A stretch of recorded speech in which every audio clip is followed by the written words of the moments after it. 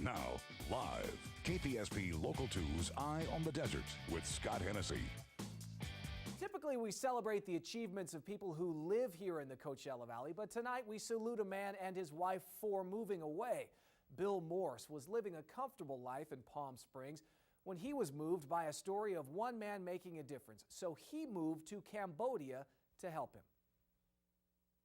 In 2003, I heard about a young man in Cambodia who was clearing landmines with a stick and taking care of injured children. And I'd always believed that one person could make a difference, and his story sounded unique, almost too good to be true.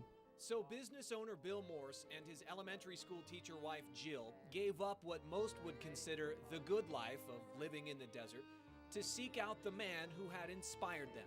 Eventually I found him. His name is Akira. It's a Japanese name, but he's a Cambodian man.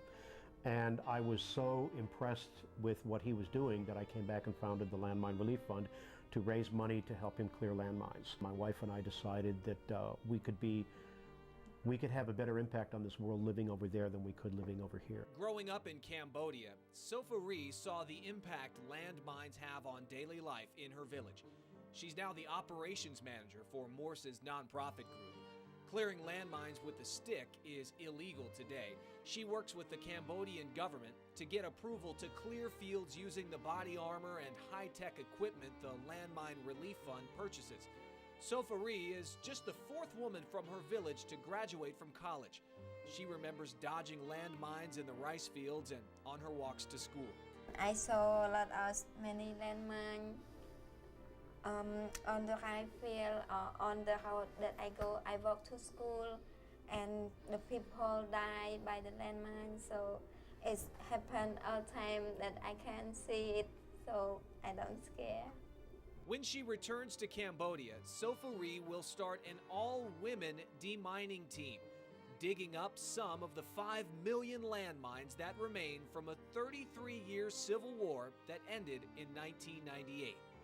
Landmines were once considered the perfect soldier and the weapon of choice for both sides of the Civil War. Morse says, as a nation of privilege, we have no choice but to help. These people didn't ask for the problems that they have. They were a neutral country, and the problems have gone generational.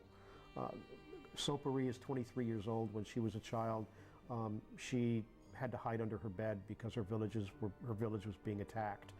She has friends who were killed by landmines that were laid in the 1970s, and she was born in the 1980s. These problems are only going to be cleaned up by countries that have to helping the countries that have not. The countries that have a landmine problem have seldom even got a functioning government, and they don't have the wherewithal to clean it up. But with our help, they can clean it up, and it's the right thing to do. You can help by making a donation through landmine-relief-fund.com on the web, Landmine Relief Fund.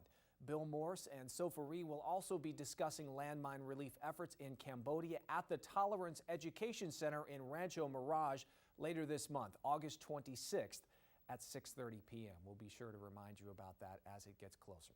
Coming up next, we'll visit the Pacific Wing of the Palm Springs Air Museum, where our country's oldest living World War II flying ace was honored today. You're watching Eye on the Desert.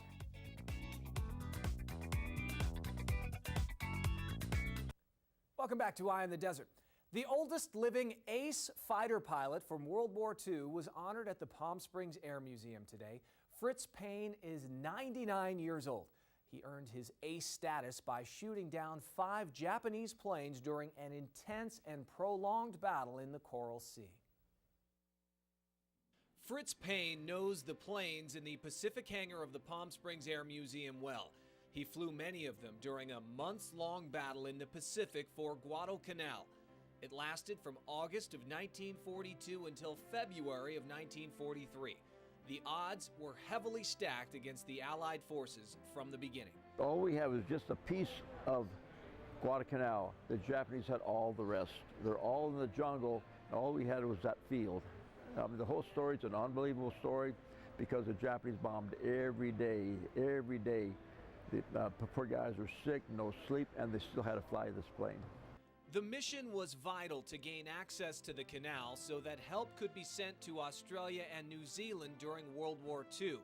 It was also important to send a message to the Japanese. That was our first offensive. We showed the Japanese, hey, you know, you're not going to win. That was a big thing. And fighter pilots like Fritz Payne showed they were never going to give up, despite the most trying of circumstances. Greatly outnumbered, the Allied pilots had to man multiple missions each day. They took off in the first plane that was available, while the ground crews worked feverishly to prepare them for takeoff. Payne recalls several times returning to base with bullet holes in his plane.